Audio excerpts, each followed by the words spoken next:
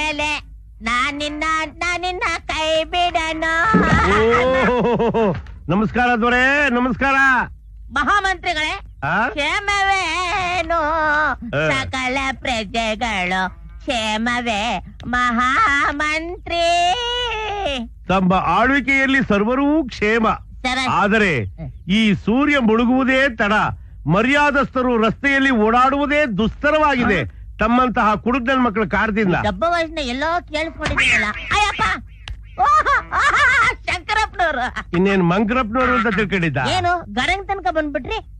ನನ್ ಮಗನ್ ಮದುವೆ ಕಡೆಯ ನೋಡೋ, ದಯವಿಟ್ಟು ತಪ್ಪದೆ ಸಕ್ಕುಟುಂಬ ಸಪರಿವಾರ ಸಮೇತರಾಗಿ ಬಂದ್ಬಿಡಿ ಅಂತ ಕೇಳ್ಕೊಂತ ಇದ್ದೀರ. ಅಲ್ಲ, ಎಲ್ರು ಬರ್ಲಿ, ನೀನೊಬ್ಬ ಬೇಡ. ಬಾ ಕೃಷ್ಣ, ಮದುವೆ ಮನೆಯಲ್ಲಿ ಇಂತ ಕುಡುಕ್ ನನ್ ಮಕ್ಕಳಿಗೆ ಏನ್ ಕೆಲಸ? ನನ್ನ ಮಗ ಕುಡುಕರ ಬೆಲೆನೇ ಗೊತ್ತಿಲ್ದಿರೋ ಕಷ್ಟ